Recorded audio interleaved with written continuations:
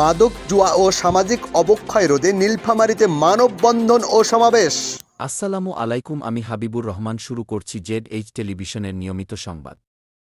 নীলফামারীতে মাদক জুয়া ও সামাজিক অবক্ষয়ের বিরুদ্ধে সামাজিক আন্দোলন গড়ে তোলা, যুব সমাজের সদস্যকে মারধর, হুমকি এবং মাদক ব্যবসায়ীদের দায়ের করা মামলা অবিলম্বে প্রত্যাহারের দাবিতে মানববন্ধন ও সচেতনতামূলক সমাবেশ অনুষ্ঠিত হয়।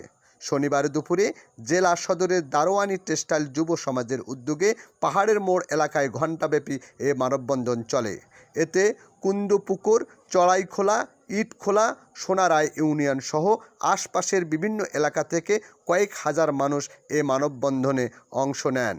তারা মাদক জুয়া ও সামাজিক অবক্ষয়ের বিরুদ্ধে বিভিন্ন স্লোগান দেন এবং মাদকমুক্ত সমাজ গঠনে সকলকে ঐক্যবদ্ধ হওয়ার আহ্বান জানান।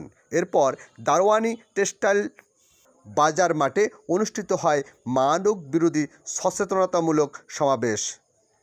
চড়াইখোলা ইউপি চেয়ারম্যান মাসুদ রেজার সভাপতিত্বে প্রধান অতিথি হিসেবে বক্তব্য রাখেন নীলফামারী 2 আসনের সংসদ সদস্য অ্যাডভোকেট আল ফারুক আব্দুল লতিফ।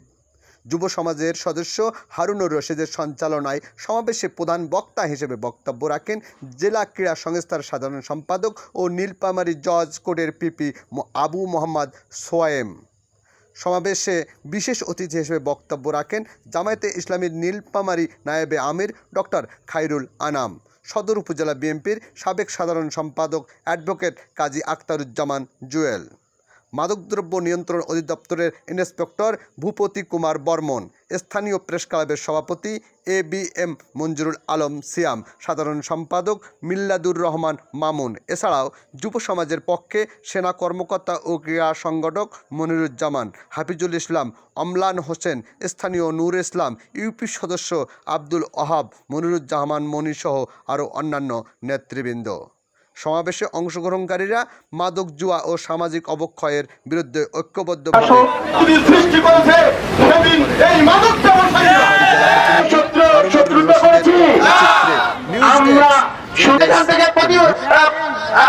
প্রতিজ্ঞা করে যাবেন যে সন্তান আজকে মাদকাসক্ত হয়েছে, অমুক জায়গার লোক, বাদিয়ার মোড়ের লোক জড়ো হয়েছে, তারা আমাদের সর্বশক্তি দিয়ে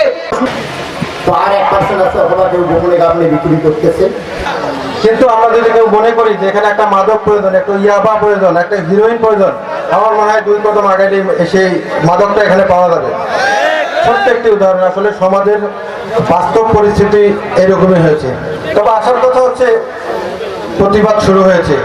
আজকে যেটি দেখছে এটি একটি সামাজিক আন্দোলন, সামাজিক প্রতিবাদ, এটি ভালো, এটি দীর্ঘদিন থেকে শুরু হয়েছে। তার চিকিৎসার ব্যবস্থা করেন।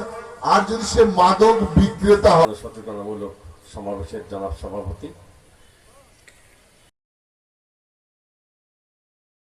নীলফামারী জেলা প্রতিনিধি হারুন উর রশিদের তথ্যচিত্রে নিউজ ডেস্ক ZH টেলিভিশন।